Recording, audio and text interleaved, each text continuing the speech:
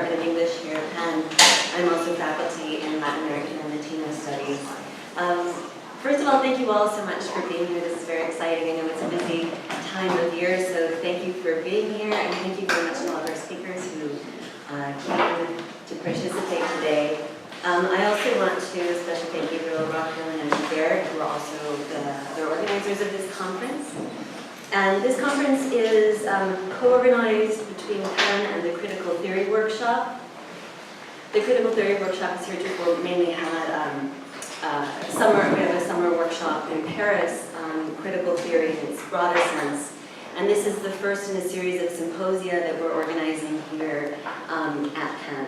And we'll be doing this in the coming years as well. And I also want to thank the English department that also co-sponsored this event. So I'm going to keep the intros very brief so we can just get started with our first panel, which is going to run until 2:30. Then we'll have a short break, and then the next talk by Gabriel Rockhill will be at 2:45. So the first event is The Role of Theory in Critical History, a Manifesto and Its Consequences. And this is going to be Ethan Kleinberg and Gary Wilder in conversation with Warren Breckman. And the manifesto in question is Theses on Theory and History, which Ethan and Gary wrote with Joan Scott as the Wallach Collective, and that was published last year. And you probably saw the link to the manifesto in the conference materials. If not, this is a website where you can also read it. Ethan Kleinberg is Professor of History and Letters at Wesleyan University and Editor-in-Chief of History and Theory. He is the author of Haunting History, for a Deconstructive Approach to the Past, and of Generation Existential, Martin Heidegger's Philosophy in France, 1927 to 1961. Gary Wilder is a professor in the PhD programs of Anthropology and History and director of the Committee on Globalization and Social Change at the Graduate Center of the City University of New York. He is the author of Freedom Time, Negritude, Decolonization, and the Future of the World, and of The French Imperial Nation State, Negritude and Colonial Humanism Between the World Wars. And Warren Breckman is the Sheldon and Lucy Hackney Professor of History at the University of Pennsylvania, where his work focuses on modern European intellectual and cultural history. His books include Karl Marx, Beyond Hegelians and the Origins of Radical Social Theory, Dethroning the Self, European Romanticism, A Brief History with Documents, and Adventures of the Symbolic, Post-Marxism and Radical Democracy. Thank you all so much.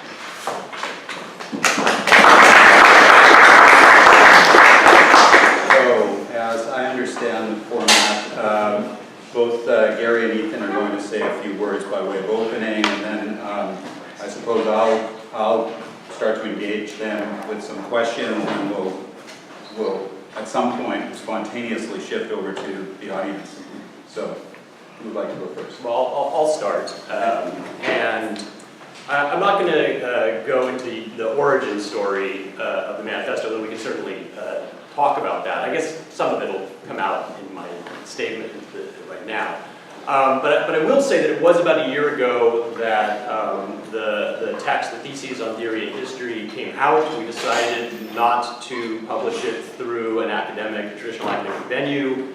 We made it an open access text on its own freestanding website, and then embedded it in lots of links, and we put it out there to see what would happen. We actually were we were just pleasantly surprised.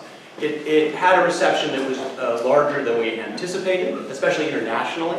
It provoked a lot of responses, both positive and negative, and it led to a conversation that's been ongoing, and actually we've had the opportunity to take a kind of traveling roadshow out to talk about it, as we're doing with you today, and I'm really appreciative that you all have come out for this conversation. One last thing I want to say is actually the website, since it went up, there's been a number of other discussions, interviews, videos, and some other text we've written. You can see there's one up there, a piece I wrote called Pandering to the Timid, The Truth About Post-Truth. Starting probably next week, this website's going to morph into something else where it's not going to be just the landing spot for the theses, but a place where we hope to publish works not just by Wallach Collective, but other scholars, interested party who want to enter the conversation, pro-con. So we're trying to make it into a dynamic, dialogical interface. And so hopefully, well, we'll send something out about that. But if you check back in, you'll see it's moving along. The thing that I wanted to talk about a little bit is, I guess, the relation between my work and my position as editor of History and Theory to the manifesto. And this is a little bit of the origin. One of the things that has happened over the last 10 years is I've increasingly been in dialogue with younger scholars and graduate students who write to me or seek me out looking for places to do theory, and specifically theory of history. And in the conversation, it becomes clear that they feel that there isn't a space within their disciplinary departments, and that when they go out into other departments like English or Comp Lit or religion, that somehow has cast a negative stigma upon them. And they were curious, first of all, as to whether there were places they could do this. They can certainly read the journal, History and Theory, or other journals, and why this might be the case.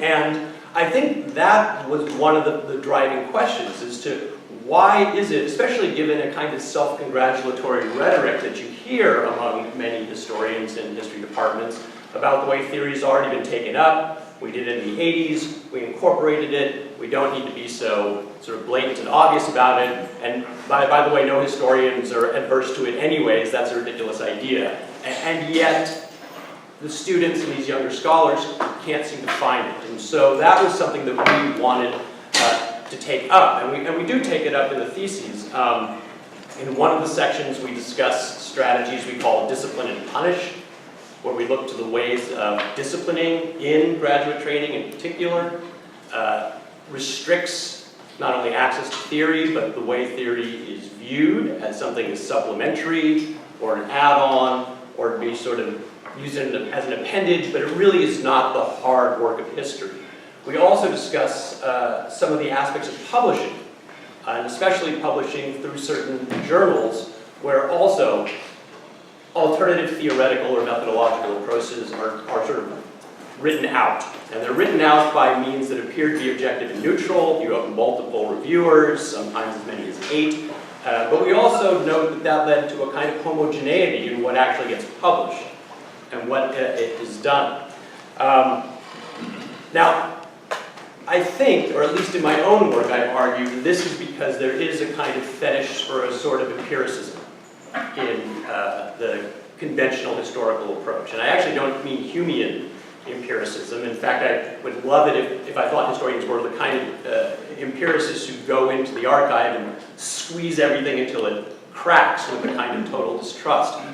But it seems to be something slightly different, where an authority is granted to certain texts or archives that allow them to look less closely and with less scrutiny into what they find, because of the joy of it actually being there and being present for them to use and go forward. And in my book, Haunting History, I argue this is because most conventional historians have a position, or take a position, that I call the ontological realist position. And I would say there's two variants of this. The first variant is that one believes the past is actually there, like this bottle, and it can be retrieved and brought to the present. One just needs to have the right methodology to do so. And that's a strong variant. And I would argue that there aren't any historians who admit to having that belief. But there's a weaker variant that I think is at play. And this is the argument that, yes, the past isn't here, it doesn't have actual properties, but it did happen, and it happened in such a way, and at least we can get to it partially, prospectively. If we have the right methodologies, we can have a fidelity to it, and we can bring it to the present. And I think that is the position, even though it holds all sorts of contradictions about presence and absence, that most conventional historians have, or at least they don't think about it too hard unless they're pressed to do so. I would also say that I think that that harder version I've discussed, the stronger version, is already and always at work in the weaker one. Now, by contrast, I argue for what I call a hauntological approach to the past. And this is drawing on Derrida and his notion of ontologie, and the idea that hauntology and ontology actually when pronounced in French, not with my accent, but properly, they're indistinguishable. And that what's actually happening is the hard and fast fleshly ontology with physical properties silently replaces the spectral, absent nature of the ghost. And in this case, I would be talking about the past, which by definition is no longer. And so I've been trying to press historians to think more about the way the objects they work on are both present and absent in these ways. I won't dwell on that now, but we can talk about it.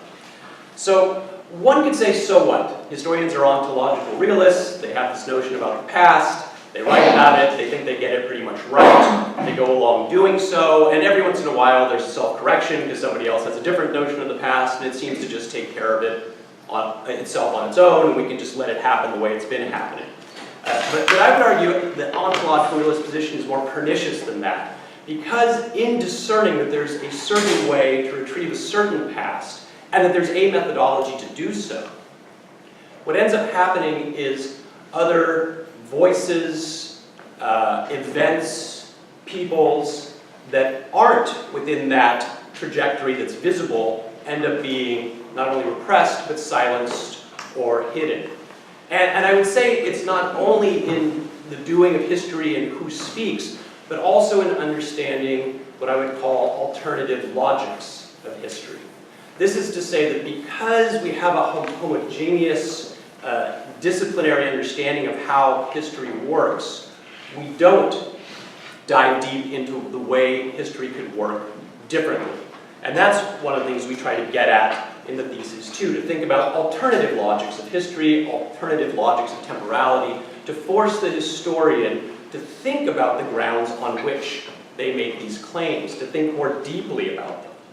I think absent theoretical, deep theoretical reflection and instruction, what ends up happening is the students and even scholars tend to reify certain pathways and just continue on them, continue on them, continue on them. Perhaps they'll take that methodological pathway and look in another direction, but they miss out on other ways of encountering the past because of this rigidity. This is, I guess, what I would refer to in one article as a tyranny of methodology. So the last thing I would say, moving along that path, as to why theory now, and this is a question all the time, wasn't this already done? It's because I see history as a discipline becoming more and more obsessed with the logic of mimetic representation. And if you have an ontological realist view of the past, of course the goal is getting it just as right as you can. In one way, that's a laudable goal. But the problem with mimetic representation being the raison d'etre of history is history itself has become increasingly narrow, more interested in the question of this objective representation and less interested in the world-making function that has been a part of historical scholarship in the past. Making the one-to-one correlation without questioning about how it fits creates zones of experts, and increasingly narrow zones of experts. And what this has done is actually caused a kind of, and you could look at it in the enrollment in most history departments, and you can actually look at it, who reads history texts, an absence of imagination, and an absence of an understanding of the historian's place in relation to the past they're trying to recuperate. Now, this isn't new, because Selig discussed the need for theory, 40 years ago. He was worried about the way things like structuralism were taking the history out of history. I think things are similar now, but strangely different. I would say this ontological realism runs on a very thin historicism. What I mean by this is rather than actually understanding the historian's place within, entangled with the history they discuss, instead you end up sort of this quasi-theological overview of neutrality that just lays it out. And so you're able to avoid the problem of historicism, but only by ignoring it. And in doing so, you detach yourself from the possible implications of the ethical and the political that's always at work, whether you admit it or not, in your historical craft. And so in these theses, what we're trying to do is unshackle the historian from this obsession with objective mimetic representation, with this sort of tyranny of methodology, and crack it open in a way where alternative histories, alternative logics, counter-histories can be heard, or at least the historians attuned to them.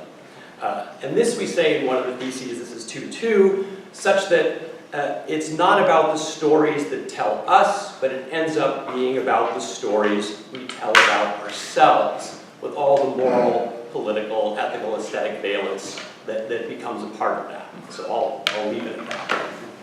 Awesome. All right, I guess I'll just pick right up. Yeah.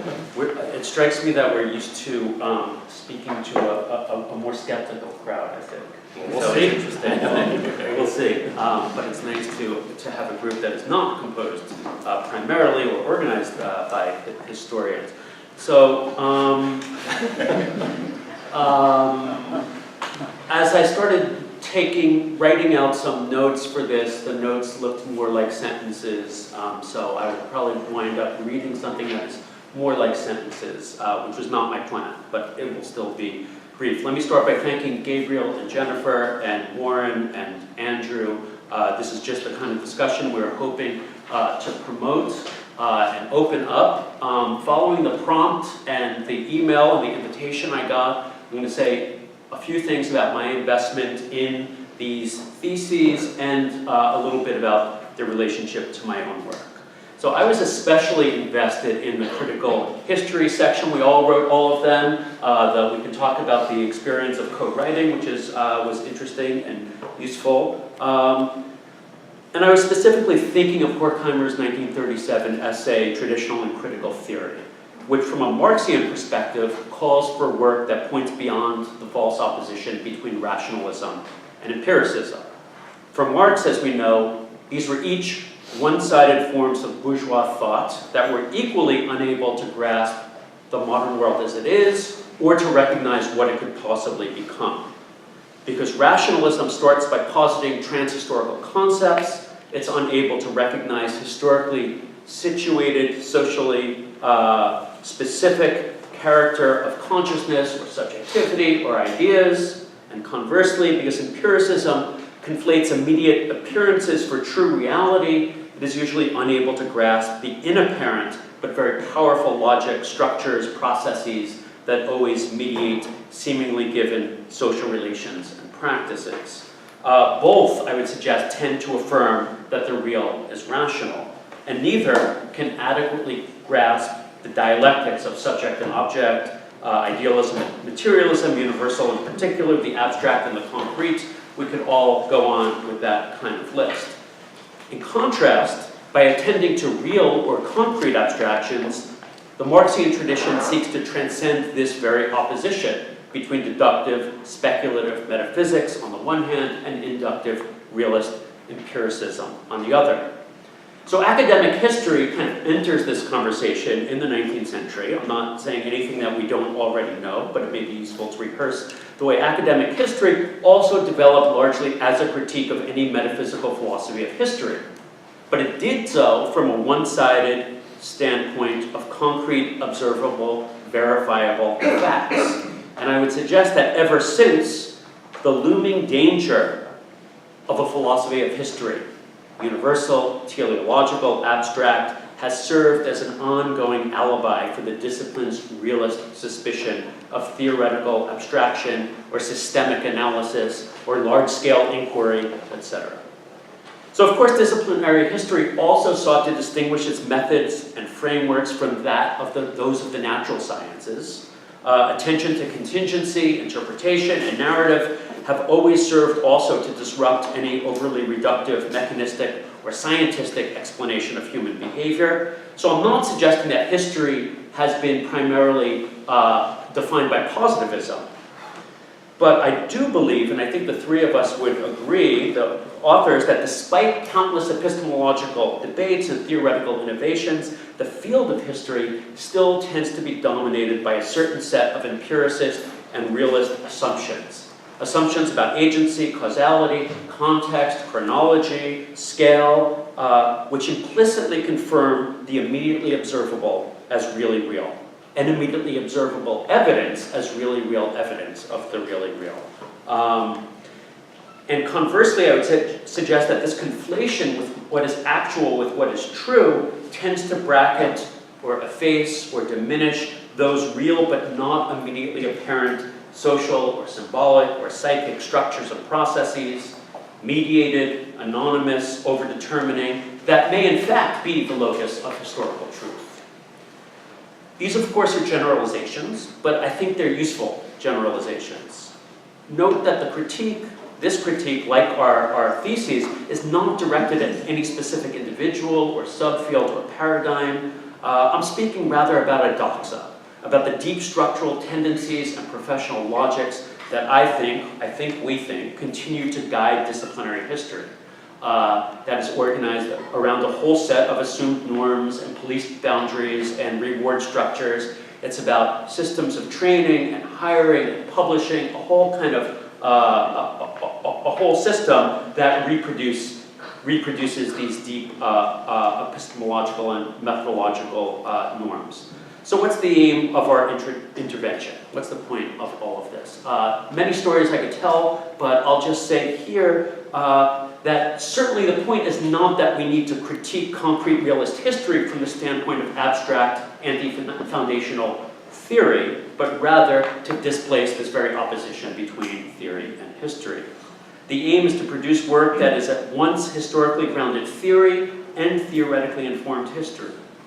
Work that attends to the dialectic of social practices and real abstractions, that demonstrates how ordinary consciousness, everyday ideologies, and intellectual frameworks are always historically situated, socially embedded, that they're worldly phenomena.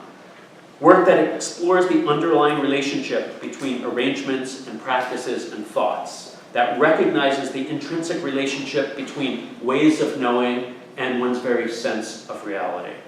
Not only for the actors we study, but for we ourselves as scholars. So the aim then is also to produce self-reflexive scholarship that attends to the analytical, ethical, and political consequences of certain epistemological choices. Work that recognizes the knowing subject's implication in our object of study, and that identifies the present stakes of any given inquiry. This whole cluster of programmatic suggestions is what I would call critical history. So as Ethan said, none of this is news, so why bother rocking the boat? What exactly do we want? Again, there are many ways in which I might answer that question, but let me give 3 or 4 quick responses to what's at stake for us now. I certainly wish the discipline of history would embrace this concept of critical history. I would even want to abolish boundaries between empirical and theoretical fields completely, within history and between history and other fields.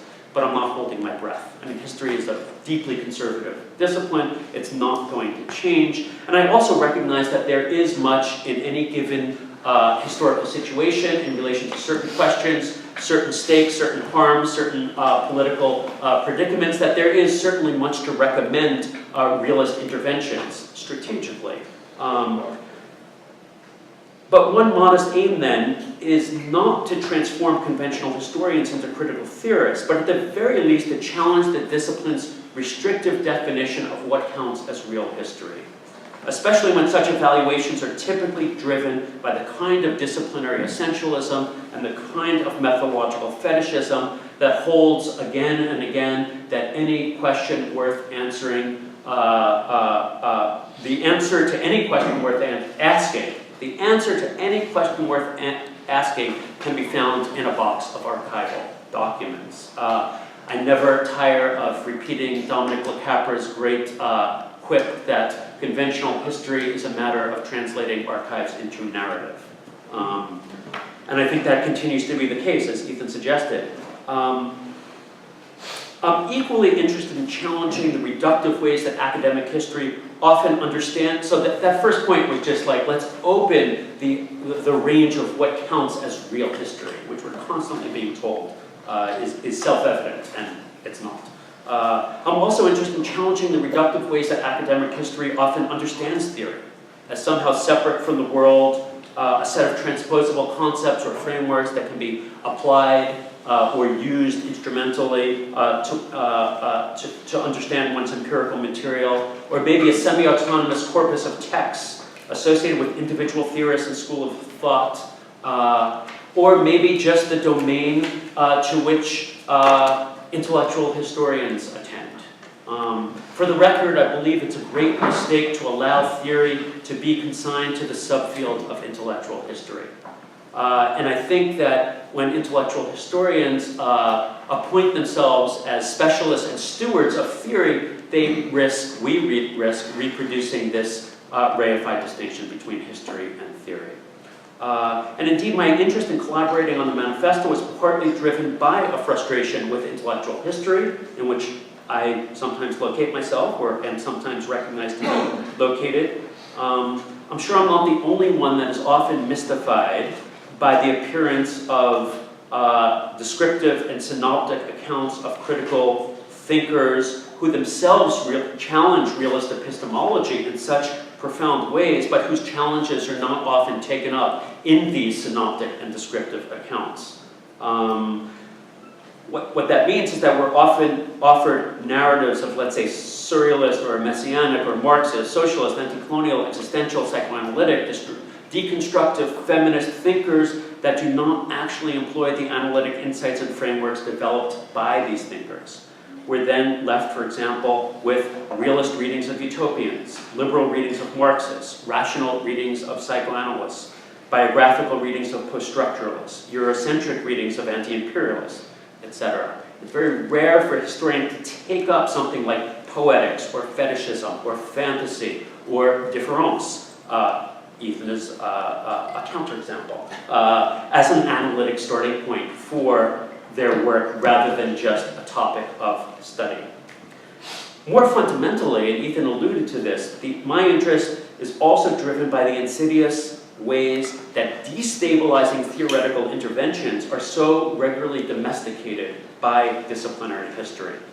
I would suggest that the greatest threat to critical history is not posed by a crusty old guard, by explicitly anti-theoretical empiricists, but by the vast middle of the field that in fact claims to embrace theoretical practice and epistemological complexities while minimizing or disregarding their most challenging implications. I've written elsewhere about this tendency to transform potentially subversive optics into conventional topics that can then be treated in the old familiar ways. And finally, if our manifesto, we didn't call it a manifesto, but I guess it is, and people are calling it that, calls on historians to open themselves to other ways of thinking about history, as Ethan just did, and as I'm suggesting. I also think we're trying to call on scholars, not we. I'm also interested in calling on scholars in other fields to refuse to grant professional historians the monopoly on history that they so often claim. Just as we would never want to concede ethics to ethicists, politics to politicians, or the economy to economists. And I don't think it's an accident that Kristen and Gabriel and Jennifer are not professional historians, that we're on the edges of the discipline, and I think part of the move is not to drag historians to a place that they don't want to be, but to insist that a whole range of us have different ways of thinking historically and doing history that may be crucial for grasping history. Okay, am I done? I mean, I'll say a couple of things about, you let me know, about my own work. So, in my own work, however short of the mark I fail, which is like always very short of the mark, I nevertheless aspire to practice this and practice and produce just this kind of critical history. And the idea is never to combine history and theory, but to write work in which that line is called into question, it is indiscernible. To produce work that can be read by scholars in a whole range of fields that is both very legible to them, given where they're situated, but also destabilizing to them. So I've written 2 books on specific historical situations, the interwar French Empire and post-war decolonization, that were also meant to engage the history of social theory, that also attempted to theorize the worlds under consideration, that also thought with historical actors themselves who attempted to theorize their own situations, etc.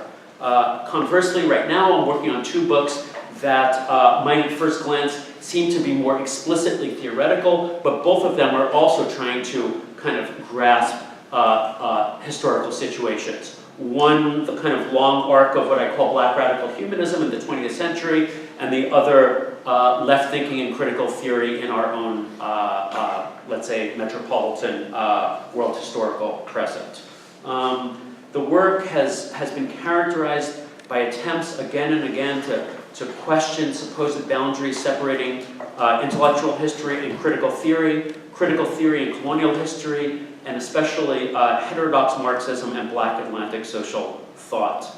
Running through the work has been sets of theoretical clusters, concerns. I might say political form and political imagination is one. The relationship between politics, history, and time is another. The critique of the human sciences more generally, this kind of ongoing interest in questioning the temporal and spatial logics that continue to ground so many of our analytic frameworks. I'm always interested, especially in recent work, in unthinking, seemingly self-evident assumptions about the boundary between here and there, now and then, us and them, in order to think history differently. And in all of this work, I'm interested in engaging these clusters of questions specifically from the vantage point of global capitalism, colonial imperialism, and traditions of Black radical thinkers' reflections on their own situation. And I'll just end by suggesting in my own work how, and I don't think we all have to use and employ the analytic frameworks of the people we study, but I think there is something about taking seriously and thinking with our interlocutors, whether those people we study or the theories we draw on, and really try in some deep methodological and theoretical way to, as Ethan does in Hunting History, for example, to take that work seriously and allow it to be stabilizing.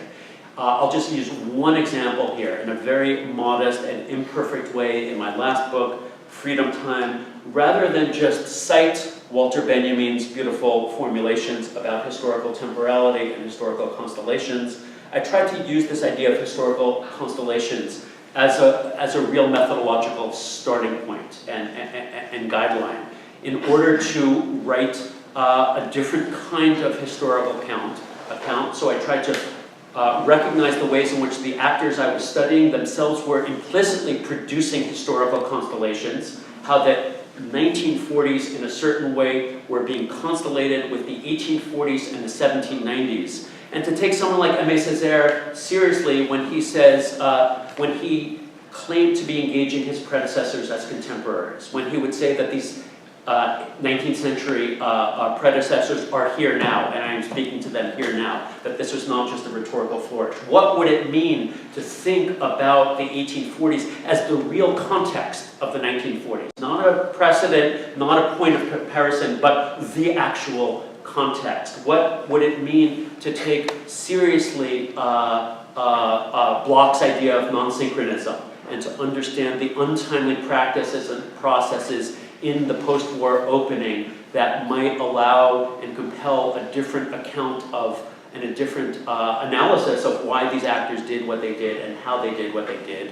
and what it might mean to write a book that was meant specifically to construct a historical constellation between this post-war moment in the 1940s and our post-Cold War present, and to kind of think them in relation to each other, not just, again, as comparison, and to think in ongoing ways about the ways in which unrealized historical potentials can be reactivated in seemingly very different non-synchronous nows. I'll stop there and let Warren pick that up. Thank you. Thank you. All right, so I'm going to forego the easy opening question, which would be, how did you arrive here? Because I think you've given us a very good sense of that. And I'm going to go straight into some issues and concerns. And I think the first thing I could say is, probably I am actually in a good position to be playing this role because, as Gary suggested, I would define my own, kind of affective relationship to the historical discipline in which I've made my home as one of a kind of marginal figure. As I say that as as an intellectual historian, like one feels, it's important to have a token intellectual historian. There's various ways in which conversations in the department will go around. Like, if we hire this person, she can talk to lots of different people, but nobody ever would say, talk to the Hegel guy. I understand that side of this equation quite well. I sometimes find myself lamenting that indeed historians are not trained in philosophy. That kind of the general scope of the educational process, is certainly in North America, essentially channels people in ways that maybe shut some of those opportunities down. I also think that some of what you say rings true for me in terms of not so much a kind of a hostility to theory, but a certain kind of bracketing of theory. One anecdote: I was at the departmental photocopy machine one day, photocopying some Foucault for my students, and one of my colleagues, who has since departed to another university, says, "Oh, what are you photocopying?" I said, "Foucault for my students." And she laughed, she kind of giggled in a way that maybe an 8-year-old would giggle upon coming upon a 4-year-old still playing with dolls. There was a certain sense like, oh, that brings me, that brings me back to some, moment when I read Foucault, as if that was no longer something that would have belonged to her range of activities. And that little giggle, like Camus' laughter, on the Parisian Bridge, kind of rings in my ear. So I kind of get it. On the other hand, I find myself, quite resistant to the way that you're depicting the historical profession. And again, I say that as somebody who has felt kind of on the margins. What I see in my own department is actually anything but ontological realism, and that's not to say that they've just kind of thrown the baby out with the bathwater. What I see is, in fact, a tremendous amount of skepticism about the easy access to the past, the easy access to a readily available object which simply resides in a box cataloged in the following archive. In fact, that kind of historian, if he or she exists, would not get a job in this department. I remember, so I'm thinking, Gary, you were saying that history is a deeply conservative discipline. I would ask, one question I would ask is, in a sense, which discipline isn't? Disciplines have, I think, survived, they've emerged, we can trace their historical emergence, we can trace their historical, in a sense, perseverance, largely because in their core there are certain kind of constitutive principles that kind of bind them together as identifiable entities. But is it really a deeply conservative discipline? So I started teaching here in 1995.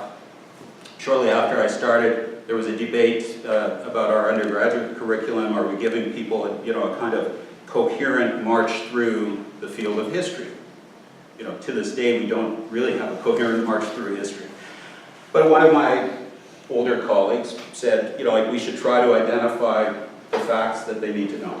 Okay, so maybe that was a moment when the kind of unreflective, uncritical empiricism, the kind of readily available stability of facts and historical objects was in evidence. But if that person represented something like the picture that you're presenting to us, I certainly could not find anybody in the Penn history department, in any history department that I visited, that would proceed in the quite naive ways that you're describing. So that's a kind of general statement to kind of say I understand some of the position, but I don't recognize the discipline in which I function in your descriptions. But let me go on to a couple of other points and questions, and it can be kind of also by ways of transitioning into the larger discussion. I understand, and I've actually tried to practice this in my own work, the idea that it's not so much, this kind of fetish of theory, I do theory as if it's some sort of drug. That one does history which is theoretically informed, but one in some ways tries to contribute to theoretical discourses through what history can also do for those theoretical discourses. I understand that. But one of the things that I find, there's a kind of tension between, let's call it the virtuoso performance and the normalized science of any given discipline. Derrida himself, especially whenever he came to America, was inclined to complain about the way deconstruction had become routinized. Kind of in the hands of the normal, it's not really a pretty thing. And so there is a question about the call that you're issuing, essentially as the standard that all the practitioners should internalize. I mean, you could say, okay, we should be open to debates about theory that kind of reach as far down as we need to take them. But I'm worried and actually deeply suspicious, and in fact worried mainly about the aesthetic outcomes of trying to, in a sense, inculcate what I would call a virtuoso type of performance that is not, in fact, available to most people. Can I? Are you sure? Are we sure? Yeah, please. I mean, the thing that I find a little bit sad about the diagnosis about the virtuoso is it seems to, I don't see any other way to read it but to have a rather low estimation of students studying to be historians in general. If the notion is that there's only a rarefied few who can take these up and do them well, and that may be the case, that we shouldn't do this at all. And the part where I'm most troubled, I think it's certainly true that historians have a kind of split personality, because I've never met anyone who said they recognize these critiques in their department, or any member of the American Historical Association who has ever said, oh yeah, this happens. But of course, if you, I tried a little exercise before I came here of just pointing to any book that was in the recent book reviews in the AHR and then looking it up just to see the narrative strategy and the way it was organized, and found that really things that attempt a kind of a different approach are very few and far between. But I guess the other issue I would say is that, so maybe historians, and I don't think historians are naive, I think they're really smart people who for some reason have been disciplined into not thinking too hard about the suppositions of their discipline. And I say this because while you tell me that when you get into these conversations with your colleagues, that it's the case that they can do it and they can think it through, you do rarely see this in practice, except for in having different, say, geographical or temporal organizations. But in terms of the narrative construction, it is stunningly homogeneous.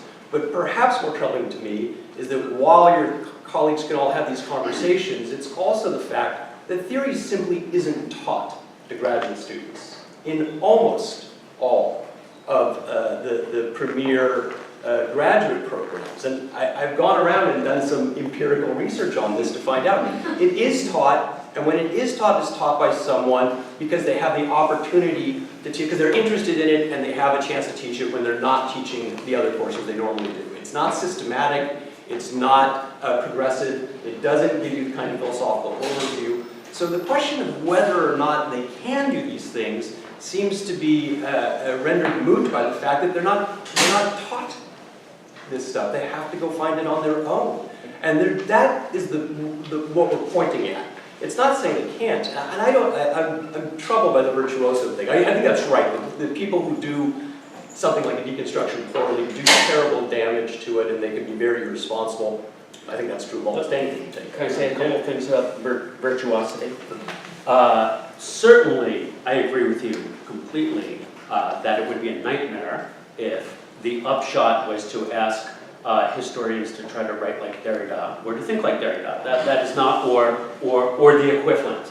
But as I think I tried to suggest, that's not what I mean by theory or doing theory. Theory is a self-reflexive and self-critical practice. It means conceptualizing your own work, attending to the immaterial, to the structural, to the systemic, to the seemingly invisible, but really real in ways that a kind of empiricist methodology, doesn't say anything about being naive, can't deal with, and to take up the present stakes. What's at stake in what you're doing? What I see, I'm I'm sorry the camera's on here, but I'm in the unfortunate position of being on the book prize committee for French history, the best book in French history, the book prize.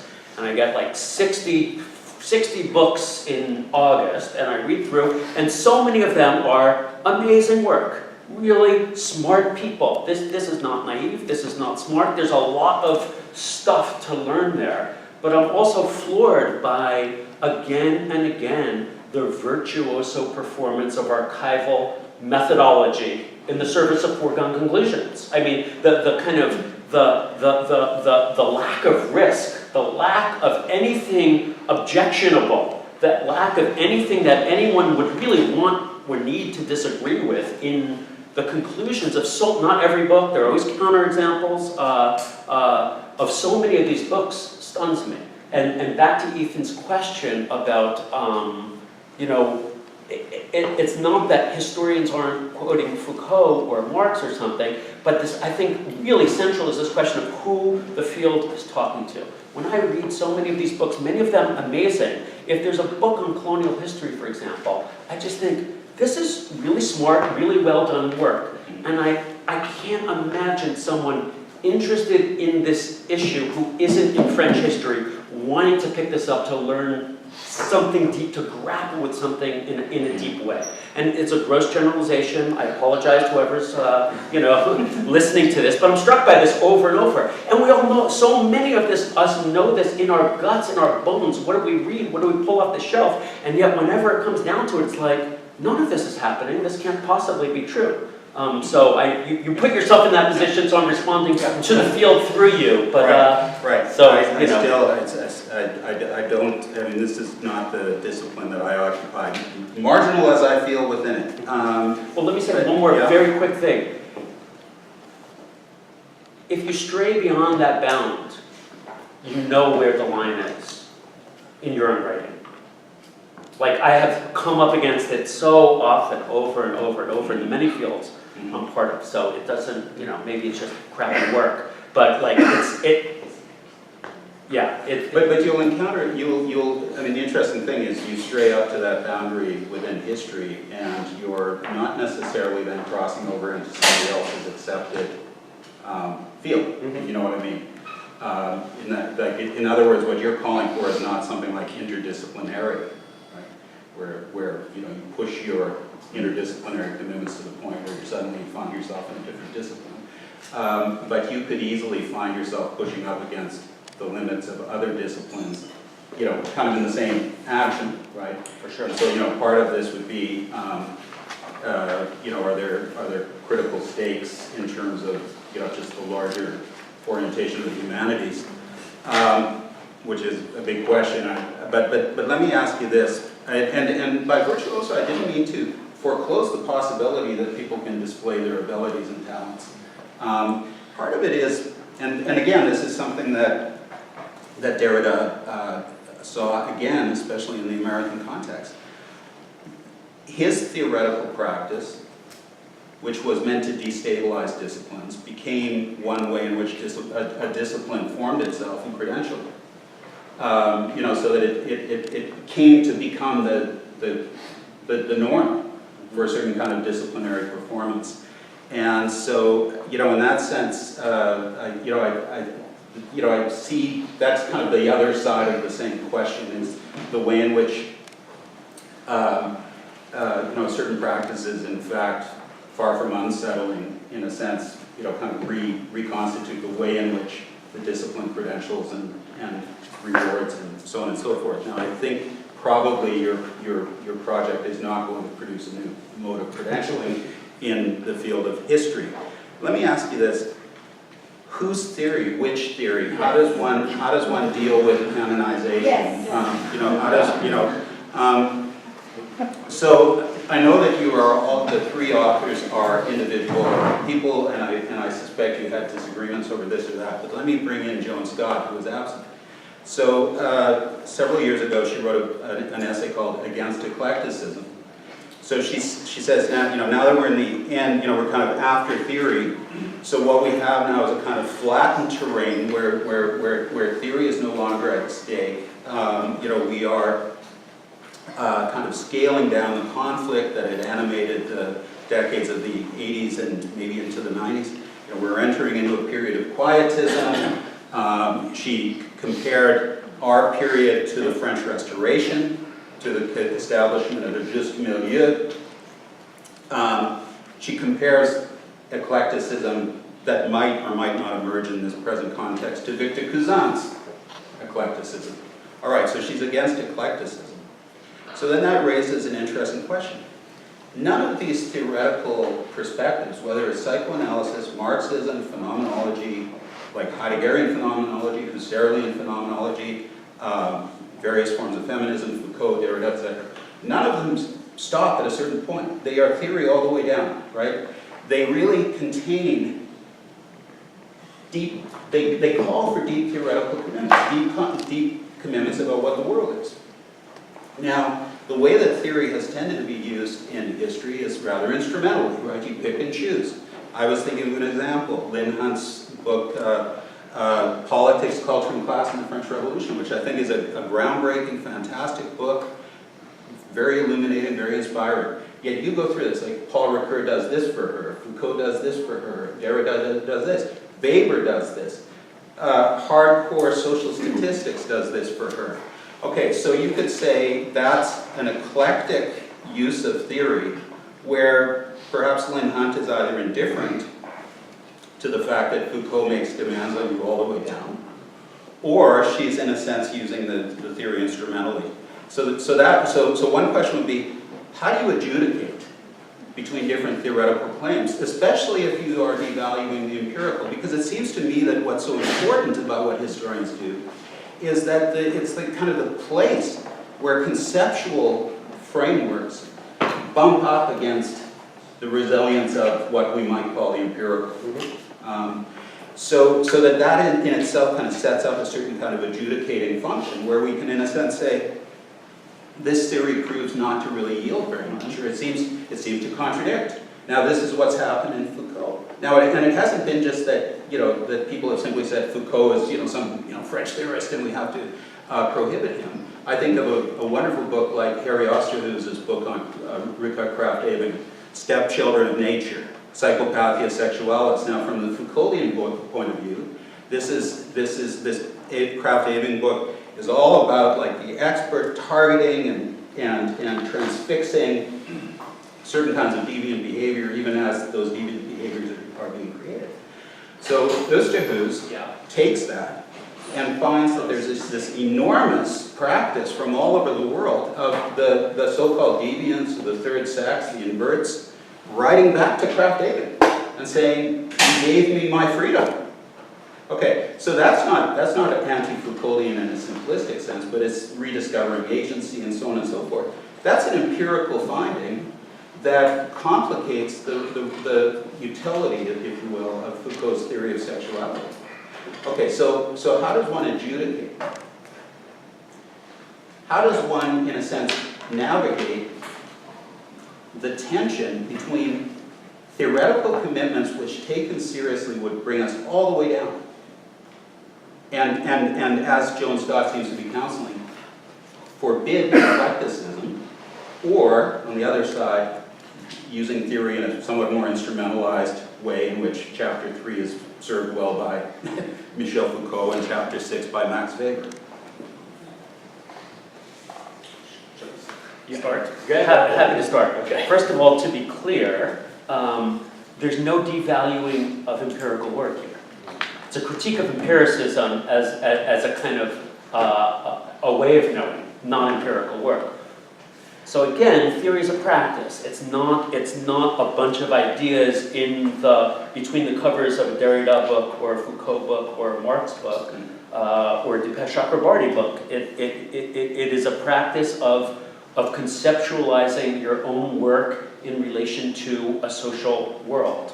It's not just a matter of finding evidence, contextualizing it in some unreflective way, and producing, or even a deeply reflective way, and producing a narrative. So it's not against empirical work. And the moment that you are conceptualizing your own material in relation to certain theoretical questions, rather than starting with some theory that you believe is true and then finding examples to kind of prove it, that's sterile, that's useless, that does nothing, and I don't think anyone, any of us would be calling for that. Once that, then if you think of theory that way, then you have your own metrics there about what you use and how you use it.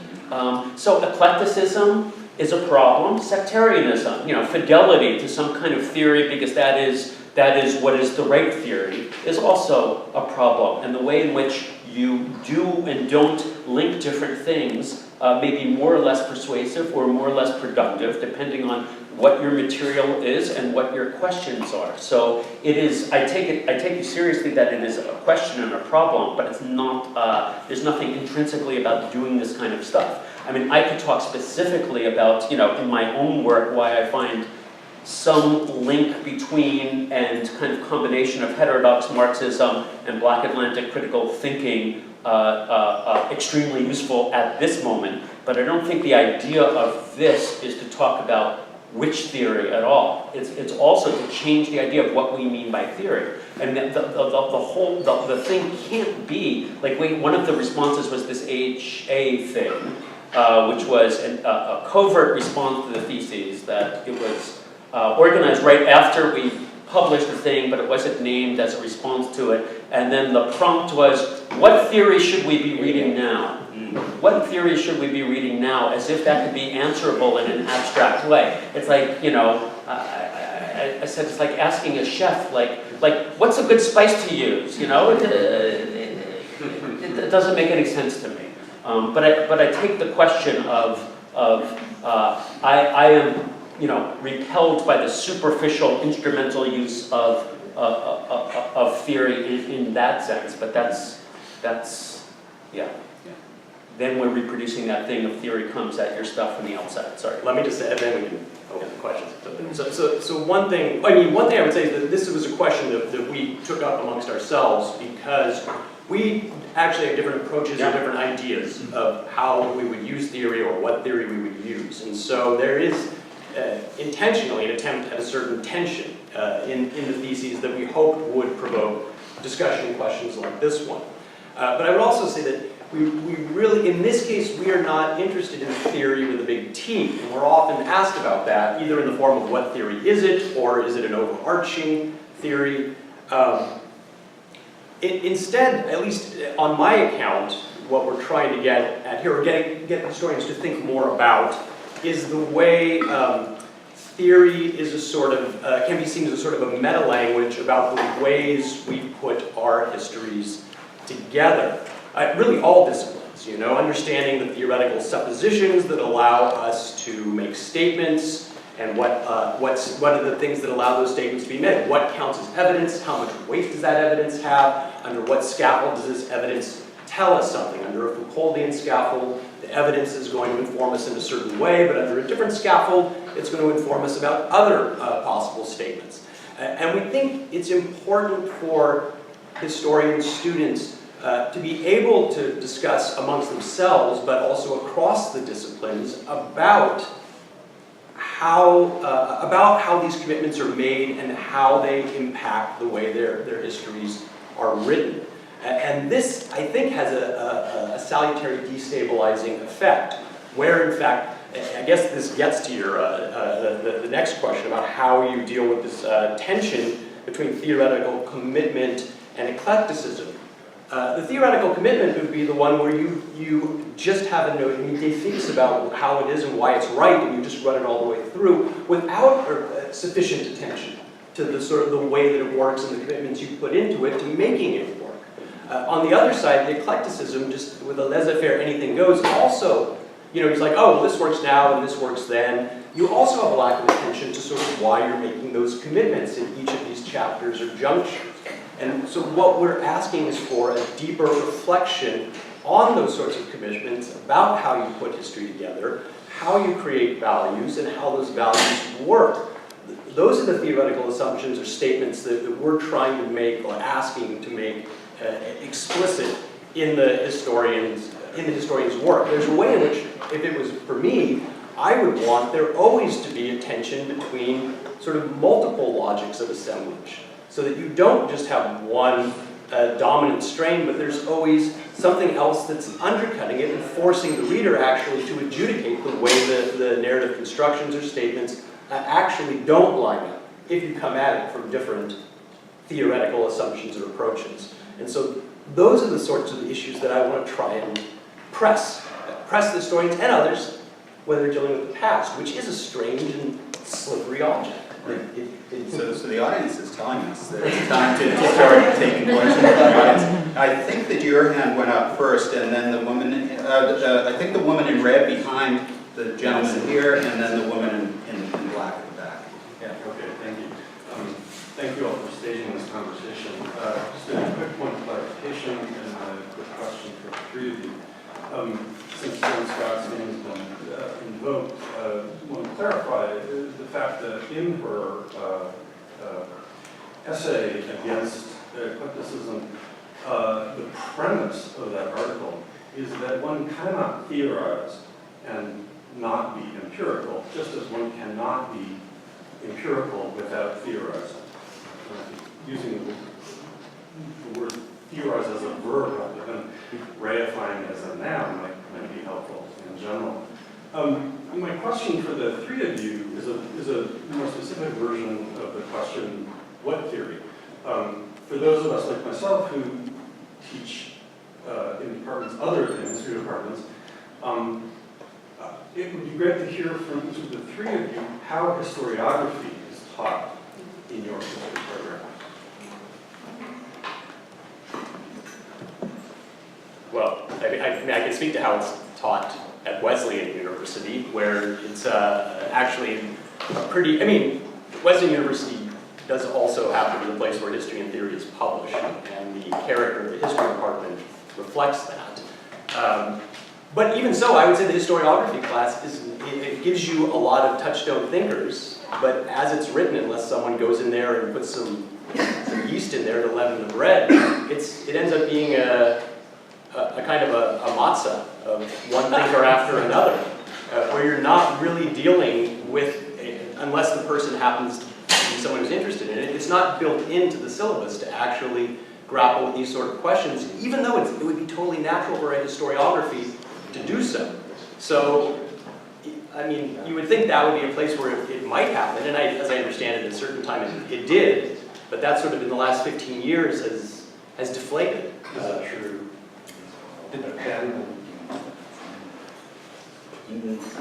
So we have for graduate training, we have an entry course that all graduate students take, irrespective of their specific fields, History 700. It's always a problematic course, in some ways precisely because it's constantly trying to navigate between, let's call it the generalized perspectives that might come from theory and the more specific interests that people bring to the course. Many people have taught that. I have actually not taught it.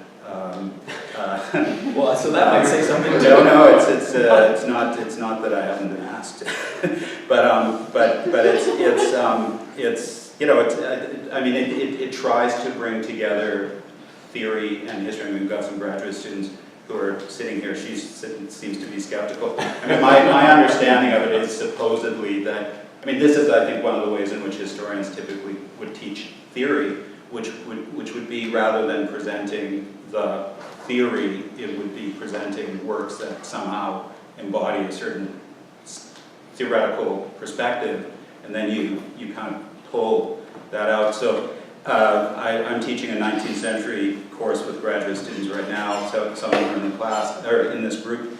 I'm teaching it actually slightly differently than I have in the past, where I've tried to teach the, let's call it like the canonical themes of 19th century European intellectual history, but selecting secondary work not because I think like this is the standard work, but rather, if we can do modernism as an opportunity to think about gender, or we'll talk about Nietzsche, but this is a time to think about reception theory as a possible lens. So trying to, in a sense, embed theoretical possibilities within actual work. I should also say that in response to the flattening, the editors of History and Theory teach a course that students can take the semester after the historiography course called History and Theory, which is explicitly theory and philosophy of history for history majors, and others.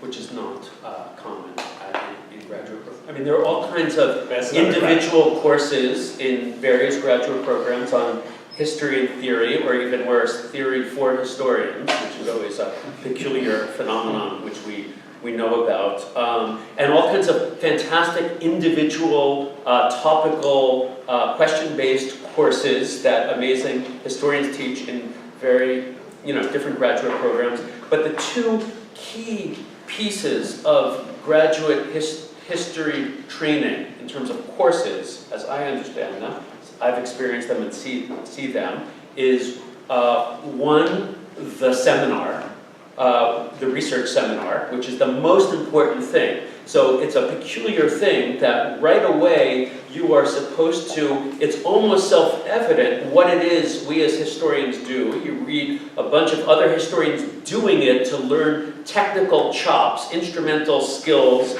There's a kind of technocratic approach that what history graduate students need to learn to do is how to do this thing, and you learn how to do it by doing it, and you spend your first 2 semesters or 2 years writing publishable research papers in your classes. There's a value to that, but when that's not paired with either a kind of deep attention to social theory, like I don't know how you can study social life and temporal dynamics and social change without a deep engagement in the kind of history of social theory, or the kind of theories of history. I mean, I teach in anthropology course training programs, and there's a peculiar preoccupation for anthropologists about learning the canon and studying the long history of the field, which is strange, but also deeply useful. There are a lot of foundational texts, and it has always struck me as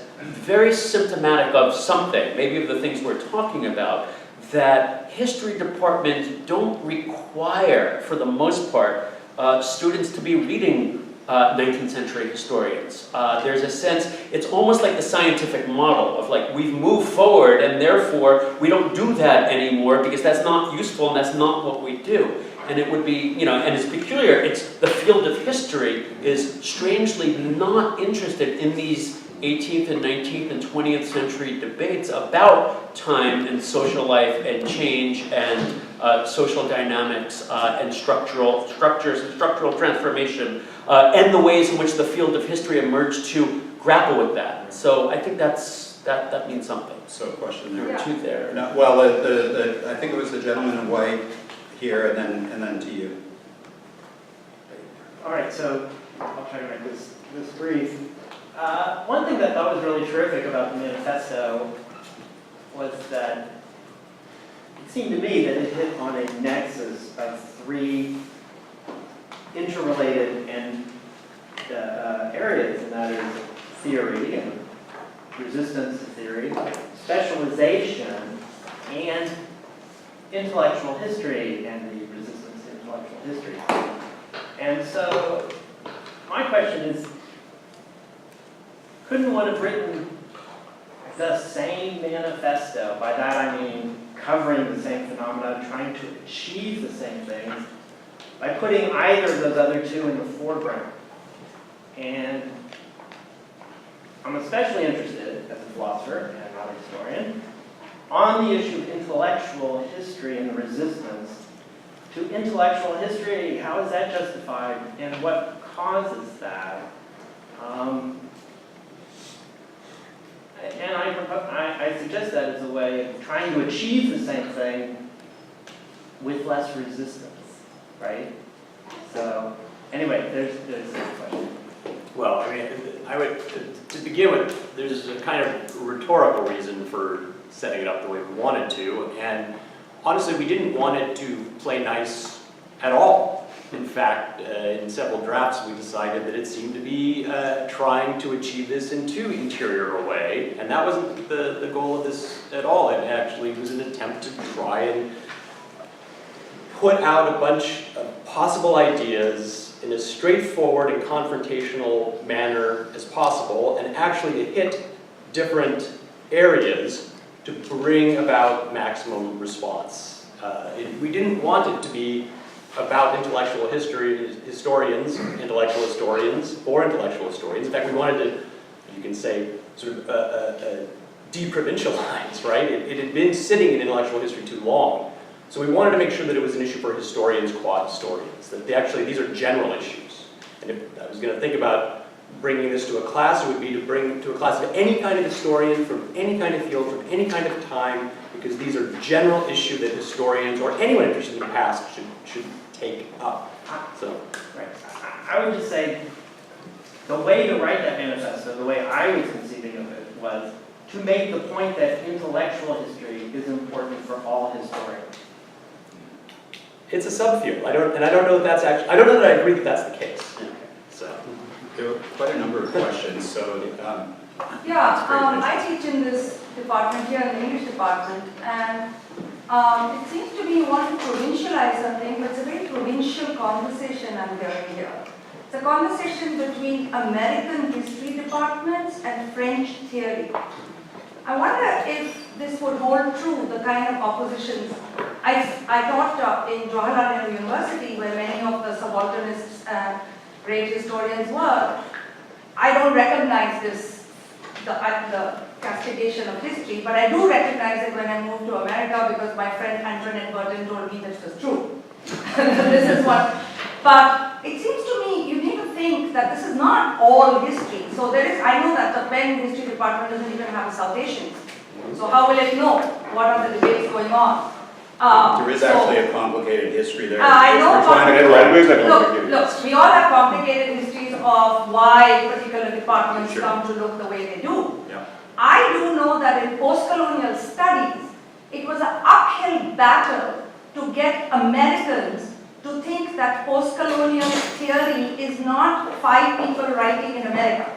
That post-colonial studies actually can be happening elsewhere. It's a lost battle. I still haven't succeeded after 20 years in persuading Americans to read things not produced in this country. Okay, so whether we are talking about history or whether we are talking about theory, it's a completely provincial conversation. And when I said yes, which theory, it's not about which theorist, okay, but about what is being marshaled. So it's chilling. Nancy Fraser writes in New Left Review that 95% of feminist journals being produced and think tanks of feminist theory are in this country. And so, you know, it's an impoverishment of feminist theory if we are going to keep recycling a few things. So it's not interesting to me whether we are doing theory or not. What is interesting to me is that we are shutting down certain debates on the nature of theory and therefore the nature of history, because several times in this conversation I heard that there can't be any opposition, and surely that's a commonsensical thing. So if you're seeing a resistance to it in some departments and a resistance to it in a big disciplinary sense, we need to think, you know, what is at stake? Why is that resistance existing? But as a counter-example, I also want to say that I have a resistance to theory. In the English department, I'm terrified when students want to theorize the whole world without any empirical basis at all. They want to read nothing but rely on theory. Now, I know we've already said that you don't want to go against that. So in some ways, you know, a good healthy balance of both is good for all departments. But if we're trying to see where one can get fetishized, which is what happened in post-colonial studies, you recognize all the, you know, large bunch of scholars, especially based in Britain or based elsewhere, were saying, where is a portable theory of post-coloniality emerging, which can apply equally to all parts of the world, right? That passed for post-colonial theory. There's a real problem there. So I mean, to begin with, it's absolutely true that the three of us work in American institutions. We are trained, at least at the beginning, as European historians. There was no getting around that. In writing this, of course, we had to decide for ourselves, do we want to write this or don't we? But there'd be 2 points that I would want to push on. One is that one of the goals is precisely to engage and attune ourselves to what I would call alternative logics of history. This is to say that the dominant disciplinary history taught in American universities is not how the past is taken up in all sorts of other traditions, in all sorts of other places. And one of the things that was most welcome about the reception of the manifesto, the theses, was that it was, first of all, translated now into 7 languages.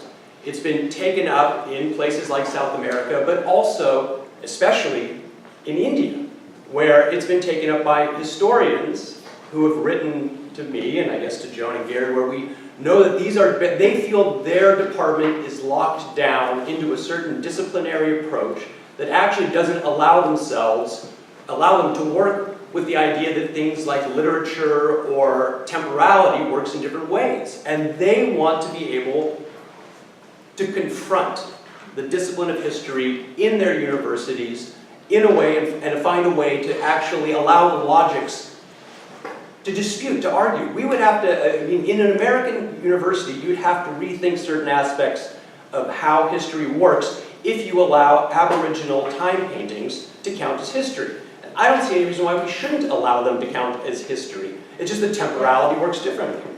Currently, that's not the case, but that's one of the goals of putting this out there, to open those conversations. It's meager, it's inadequate, but I would also say the responses of people saying, you spoke about these things, you didn't speak about this, you need to confront this, you need to take up this. These are the things that have come back to us, and we're like, yes, absolutely. We do need to, and we need to hear this. We're inadequate to do it ourselves. But that's the goal of the website, is that we're going to get these voices out. What about theory? Can you talk about what you mean by theory a little bit?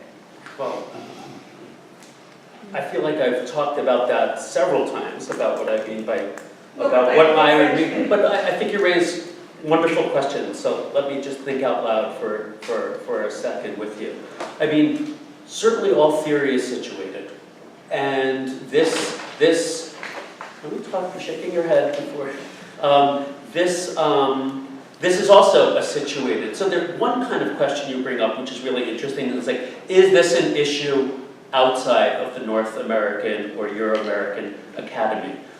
Again, this is where I'm situated. This is what we are writing about. It is true that we didn't qualify in every thesis about, that we're talking about the institutional world in which we're enmeshed.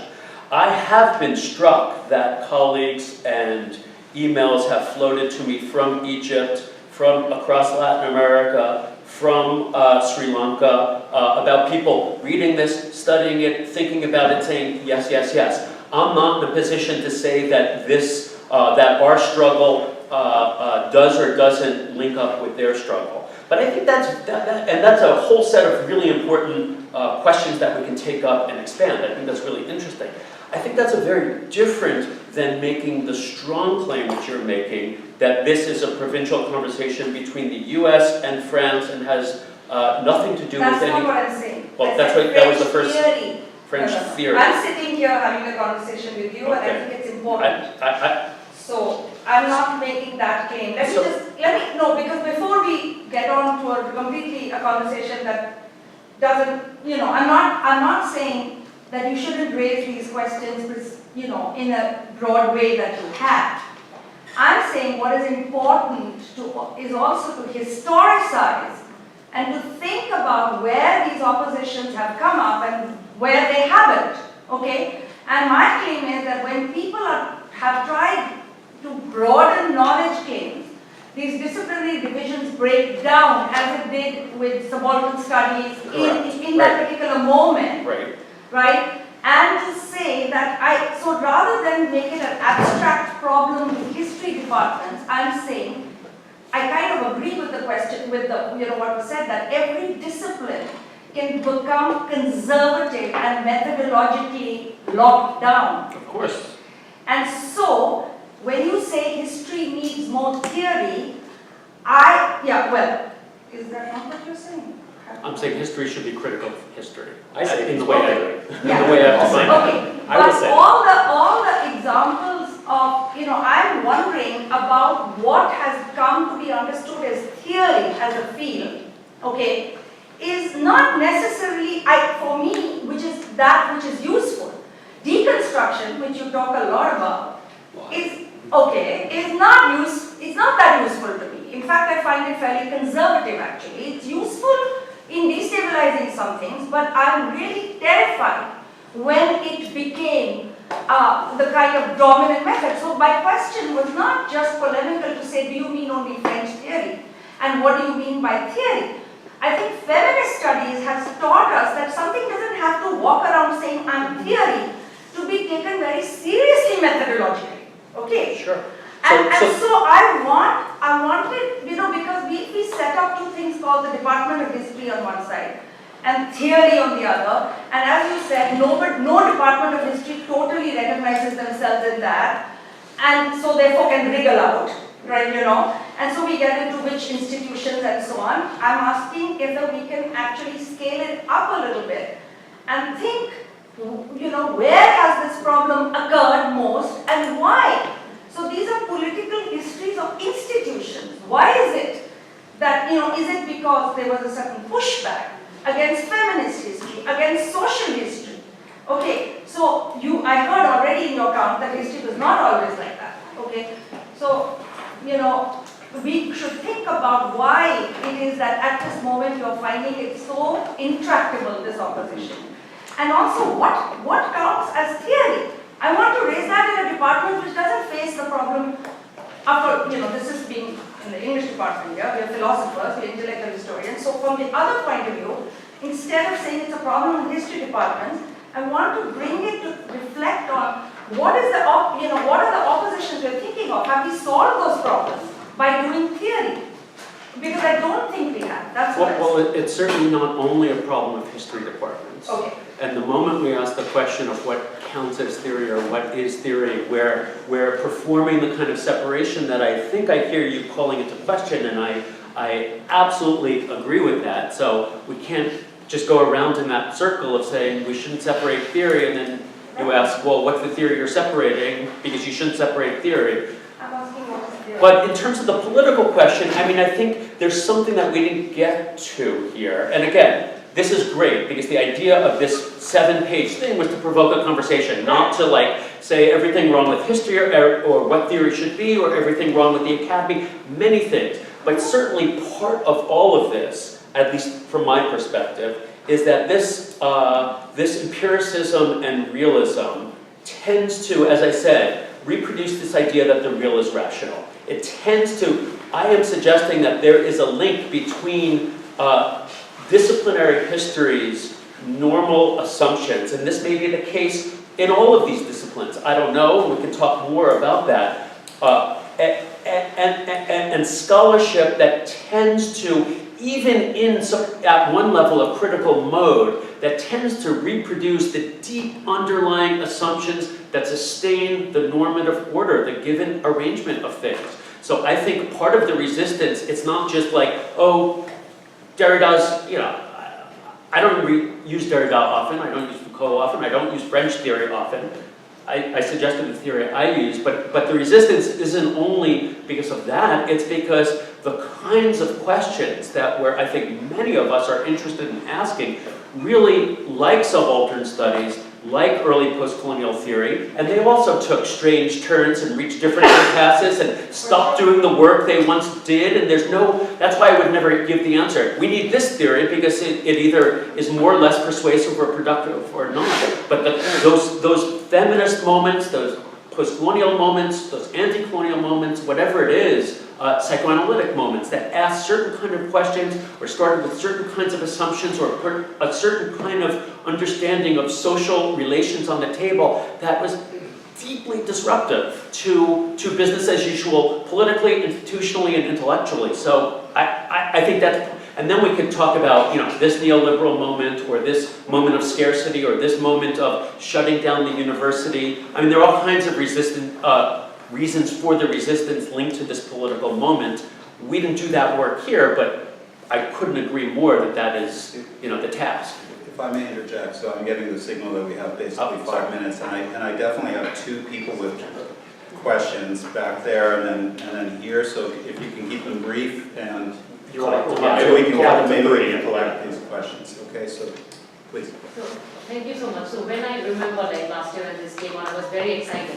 I was like, okay, fine, finally somebody is saying it, and saying it in a way that your American colleagues will actually accept it, because I know the delivery bringer or grad students, I went through a training where I was always told, you're not talking to subaltern studies people, write synthetic histories are back even in South Asia. We want to write this broad comprehensive history that tell a story.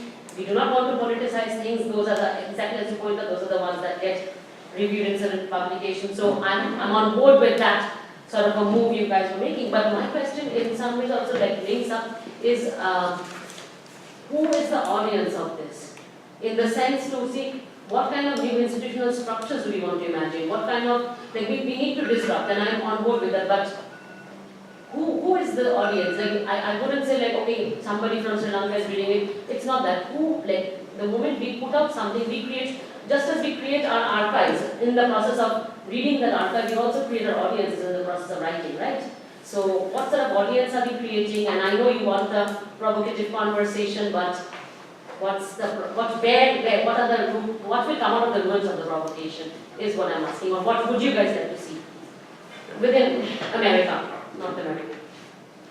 Yeah, I just wanted to think about the manifesto as a form, and you two seem to be the most unlikely writers of a manifesto I can think of, because I mean, thinking about like Marc Angenot's wonderful book La Parole pamphlétaire, he says a manifesto is the creation of a we and a they.